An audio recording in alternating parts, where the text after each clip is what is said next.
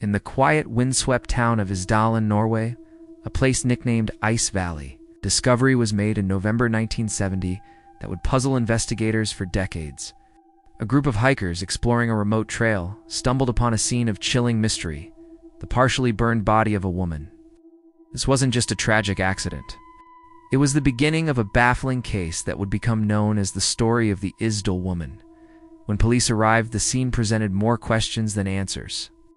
The woman's body was found in a secluded spot, surrounded by a peculiar collection of items: a fur hat, a watch, a bottle of a local liqueur, and 2 plastic water bottles.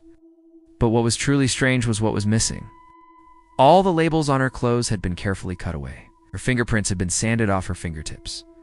Any identifying marks on her belongings were systematically removed. It was as if she or someone else had tried to erase her very existence from the world.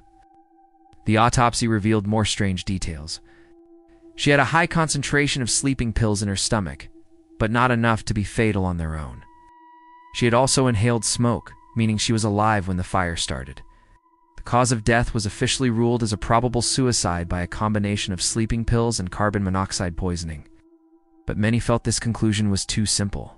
Why go to such extreme lengths to hide one's identity, only to end your own life in such a public yet hidden manner? The elaborate preparations screamed of something more sinister. The investigation took a turn when 2 suitcases belonging to the woman were found at a train station in the nearby city of Bergen. Inside, detectives discovered a collection of wigs, non-prescription glasses, several different currencies, and a coded note. The clothes inside still had their labels snipped off. It was clear this woman was a master of disguise, constantly changing her appearance. Police managed to decode parts of the note, which turned out to be a list of places she had visited. This led them to several hotels in Norway, where she had checked in using a series of false names and nationalities. She presented herself as Belgian, French, German, different identity for every city. Hotel staff described her as elegant, well-dressed, and fluent in several languages, including English and German, with a distinct accent. She was always alone, always watchful. Witnesses who saw her in her final days offered fragmented clues. A shoe salesman remembered her strange, pungent smell, like garlic. Others recalled her having intense, secret conversations in hotel lobbies. One witness even claimed to have seen her walking into the Isdalen Valley, followed by 2 men in dark coats. This sighting was never confirmed, but it fueled the growing suspicion that she was not alone in her final moments. The details that emerged painted a picture of a clandestine life.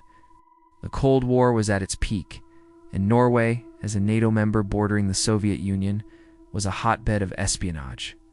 The woman's sophisticated methods, multiple identities, and constant travel led many to believe she was a spy. Was she a secret agent on a mission that went wrong? Was she eliminated by her own agency, or by a rival one?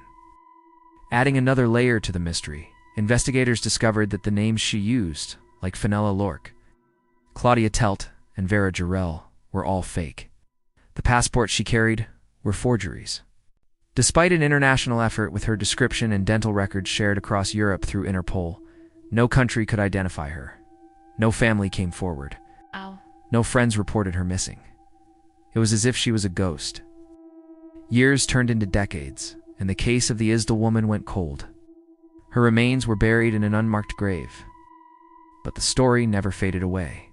Amateur sleuths, journalists, and forensic scientists remained captivated. In 2016, the case was officially reopened. With modern technology, investigators were finally able to make a breakthrough. Using advanced chemical analysis on her teeth, scientists could determine the region where she likely grew up. The isotopes in her dental enamel pointed towards a childhood in Eastern or Central Europe, possibly near the border of France and Germany. This narrowed the search field significantly. It also confirmed she had been a traveler for most of her life. Further analysis of her handwriting suggested she was educated in France or a neighboring country. The sum of these new clues gave investigators a much clearer picture of who she might have been.